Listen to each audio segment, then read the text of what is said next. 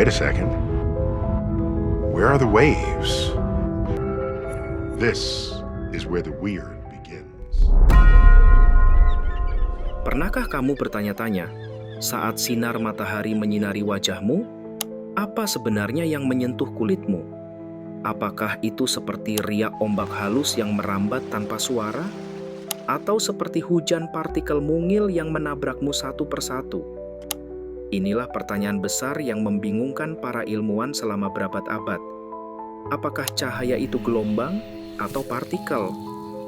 Pertanyaan ini bukan sekadar teka-teki sains, tetapi misteri mendalam yang mengguncang pondasi cara kita memahami alam semesta. Jawaban atas pertanyaan ini membuka pintu menuju teknologi modern seperti laser, panel surya, bahkan komputer kuantum. Namun, untuk memahaminya, kita harus menelusuri perjalanan panjang dari era Yunani kuno hingga fisika modern. Dari filsuf kuno yang hanya berspekulasi dengan mata telanjang, hingga ilmuwan yang bermain-main dengan foton di laboratorium canggih. Scientists, in their never-ending fascination with light, set out to devise ways of isolating smaller and smaller units of it. It proved to be the passageway through the looking glass. It was the crossing of a threshold into a wonderland where the known rules of physics do not apply. Ini adalah cerita tentang perdebatan panjang antara dua dunia yang tampak bertentangan, gelombang dan partikel.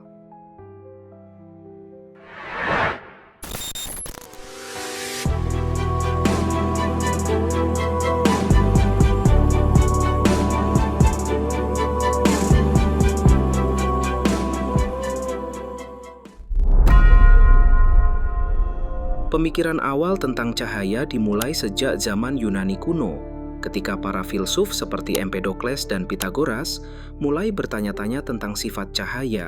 Pythagoras, sekitar 570 hingga 495 sebelum Masehi, mengusulkan bahwa cahaya terdiri dari partikel yang dipancarkan oleh objek dan memasuki mata.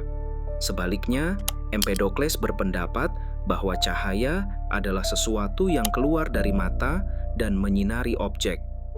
Teori ini kemudian dikenal sebagai teori emisi.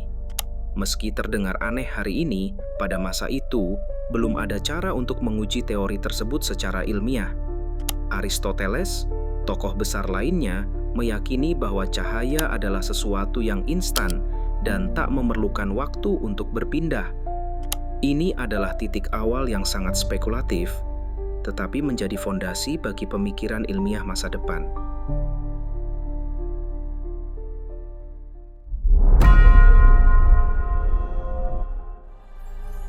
I knew it was a good idea. Who are you? Allow me to introduce Ibn al-Haytham, a great scientist whose ideas led to the invention of the camera. You invented the camera. Pada abad pertengahan, ilmuwan Islam memainkan peran penting dalam studi cahaya. Al-Hazen, Ibn al-Haytham, ilmuwan Arab yang tinggal di Mesir, menulis kitab Al-Manazir yang menjelaskan bahwa cahaya berasal dari sumber eksternal dan dipantulkan oleh objek ke mata, bukan sebaliknya. Ia juga memulai eksperimen optik yang serius, menggunakan kamera obskura dan lensa untuk membuktikan bahwa cahaya merambat dalam garis lurus. Kontribusinya ini kemudian diterjemahkan ke bahasa Latin dan sangat memengaruhi ilmuwan Eropa. Ketika Renaissance datang, tokoh seperti Johannes Kepler dan René Descartes mulai merancang teori-teori baru tentang cahaya, termasuk bagaimana cahaya dapat dibiaskan dan dipantulkan. Descartes bahkan sempat menduga bahwa cahaya adalah semacam tekanan yang merambat melalui ether, suatu medium yang diyakini memenuhi ruang hampa. Ether was the predominant physics theory before Einsteinian physics. The idea was that the universe is created on a substrate of energy. Abad ke-17 menyaksikan pertempuran besar antara dua pemikiran utama mengenai cahaya.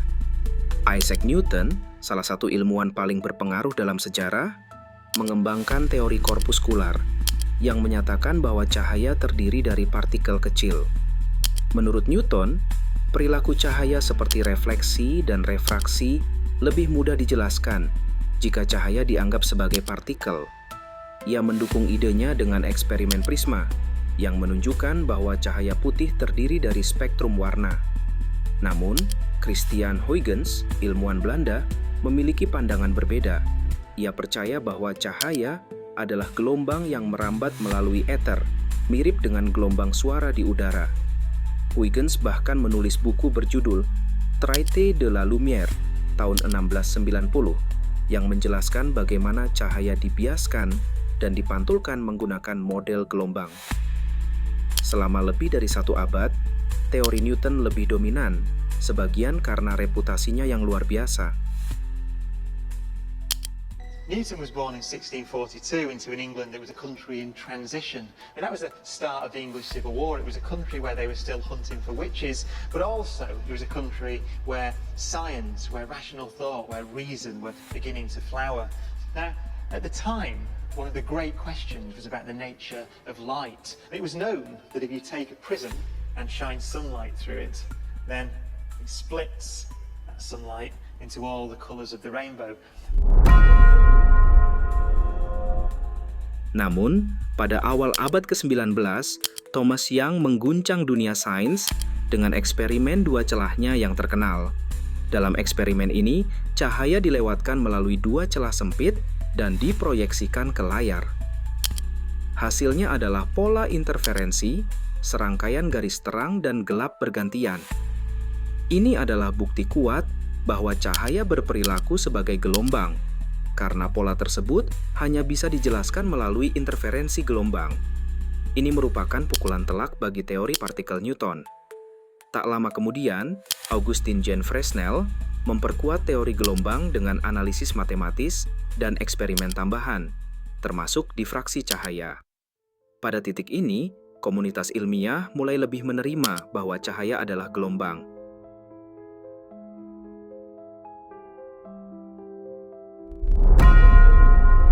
Pada pertengahan abad ke-19, James Clerk Maxwell memberikan landasan teoretis yang luar biasa bagi teori gelombang cahaya.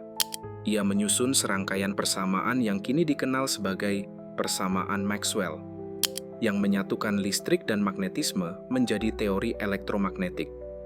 Salah satu prediksi teori ini adalah bahwa perubahan medan listrik akan menghasilkan medan magnet, dan sebaliknya, menciptakan gelombang elektromagnetik yang dapat merambat di ruang hampa.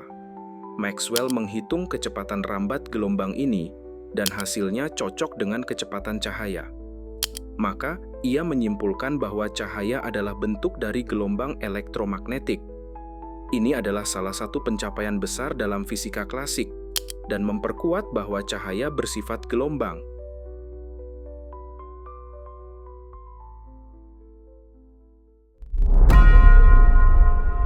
Namun akhir abad ke-19 dan awal abad ke-20 membawa krisis dalam fisika klasik. Salah satu teka-teki besar adalah efek fotolistrik, fenomena di mana cahaya dapat menyebabkan elektron keluar dari permukaan logam. Menurut teori gelombang, intensitas cahaya seharusnya mempengaruhi jumlah elektron yang lepas. Tapi eksperimen menunjukkan bahwa frekuensi cahaya bukan intensitas yang menentukan apakah elektron keluar atau tidak.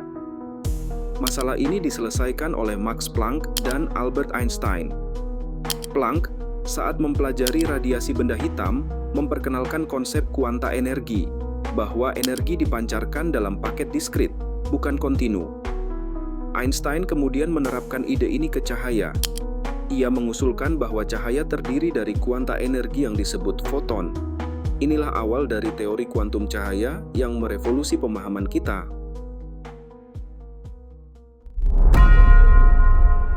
Einstein menerima hadiah Nobel bukan untuk teori relativitasnya, tetapi untuk penjelasannya tentang efek fotolistrik. Namun, implikasi dari teori foton memunculkan paradoks baru. Jika cahaya adalah partikel, bagaimana menjelaskan interferensi dan difraksi? Niels Bohr memperkenalkan prinsip korespondensi dan teori dualitas.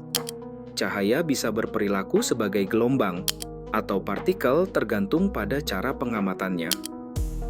Louis de Broglie kemudian memperluas konsep ini ke materi. Jika cahaya bisa bersifat partikel dan gelombang, mungkinkah elektron juga demikian? Teorinya dibuktikan dalam eksperimen difraksi elektron. Maka lahirlah dunia mekanika kuantum, di mana sifat partikel dan gelombang tidak lagi bertentangan, melainkan merupakan dua sisi dari koin yang sama. Eksperimen modern seperti penembakan satu foton dalam eksperimen dua celah tetap menghasilkan pola interferensi, seolah foton tahu bahwa ada dua jalur yang tersedia. Ini mengarah pada konsep keterlibatan pengamat, observer effect, dan realitas probabilistik.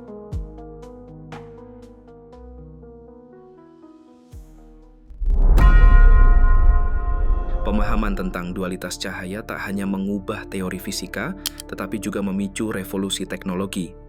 Laser, light amplification by stimulated emission of radiation, adalah salah satu aplikasi langsung dari teori kuantum cahaya.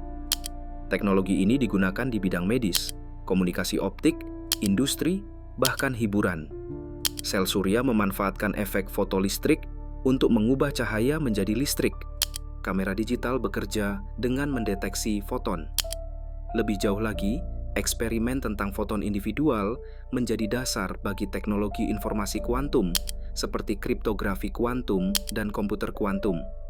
Para ilmuwan kini bahkan sedang membangun jaringan komunikasi berbasis cahaya yang tak bisa disadap karena melibatkan prinsip ketidakpastian kuantum. Di dunia astronomi, teleskop menggunakan detektor foton untuk melihat cahaya dari galaksi jauh. Dalam biologi, mikroskop fluoresensi berbasis foton tunggal membuka dunia baru ke dalam sel dan molekul.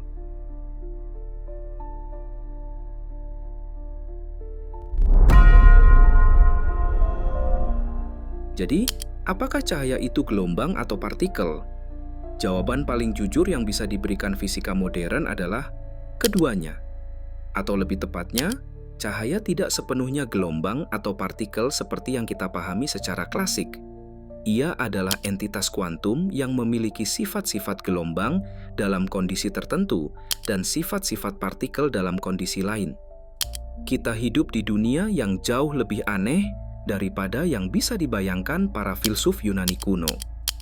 Paradoks ini, alih-alih melemahkan pemahaman kita, justru memperkaya wawasan kita tentang kompleksitas alam semesta.